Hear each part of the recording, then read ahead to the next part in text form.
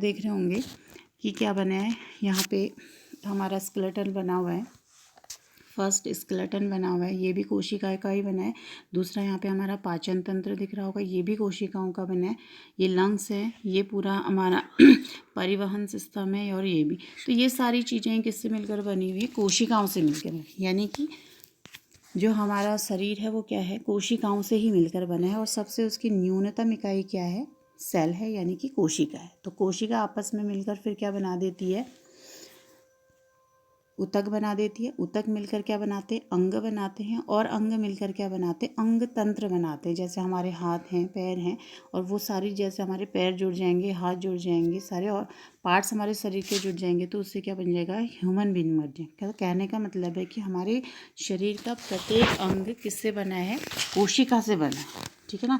तो कोशिका क्या होगी? सभी जीवों का शरीर कोशिकाओं से बने होते हैं। जैसे कि हृदय है, पाचन तंत्र है, रुधिर है, श्वसन तंत्र है, सभी किससे बने हुए हैं? कोशिकाओं। तो हम कह सकते हैं कि हमारे शरीर की सबसे न्यूनतम इकाई कौन सी हो गई? कोशिका हो गई। ठीक है।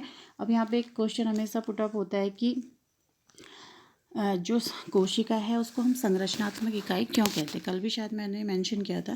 तो क्योंकि हमारी संरचना बना रही है, तो इसलिए वो क्या होगी? कोशिका हमारे शरीर की संरचनात्मक, यानी कि हमारे शरीर का ढांचा बना रही है, संरचना दे रही है, तो संरचनात्मक इकाई होगी। दूसरा, अभी मैंने बताया था कि वो क्या करती है? हमारे स्केलेटन सिस्टम यानी कि कंकाल तंत्र को भी बनाती है और सारे ऑर्गन को बनाती है। तो फंक्शन के लिए भी ऑर्गन के वो ही जिम्मेदार है, तो इसलिए वो क्या हो गई? हमारी कार्यात्मक इकाई भी हो गई। ठीक है। तो इसलिए क्या हो गया कि दोनों तरीके से ये क्या हो गया? हमारी संरचनात्मक इकाई भी होगी और कार्यात्मक भी। तो हम कह सकते हैं कि अगर सेल नहीं होगा तो किसी भी लिविंग बीइंग का जो स्ट्रक्चर बनना है वो पॉसिबल नहीं है, यानी कि बॉडी बनना पॉसिबल ही नहीं है। ठीक है। जैसे मैंने कल भी बताया था कि हम ईंट को हम क्या मान सकते हैं? एक छोटी सेल मान सकते हैं। और टिश्यू, ऊतक को हम क्या मान सकते हैं? कि हमने बहुत सारी ईंटों को जोड़कर एक दीवार बनाई, तो वो टिश्यू हो गया। फिर ऑर्गन यानी कि अंग क्या हो गया? कि चारों कोनों को हमने जोड़ दिया तो वो अंग हो गए, और हमने छत डाल दी तो उसमें वो क्या हो गया? अंग तंत्र हो गया। और जब कमरा पूरा तरीके से रेडी हो गया तो वो हमारा शरीर हो गया। तो यानी कि अगर ईंट ही नहीं होगी, यानी कि कोशिका ही नहीं होगी, तो किसी भी जीव का शरीर बनना पॉसिबल नहीं है। तो ये सब आपको थोड़ा सा समझने में टाइम लग रहा होगा, क्योंकि अभी आप जस्ट 8th से 9th में आए हैं। और एक चीज़ और कि आप अलग अलग कॉपियाँ बनाएंगे, फिजिक्स की, केमिस्ट्री की और बायोलॉजी की। ठीक है। तो जैसे आपकी साइंस की 8th में चलती थी वैसे ही बनाएंगे यहाँ पर भी। आगे देखिएगा।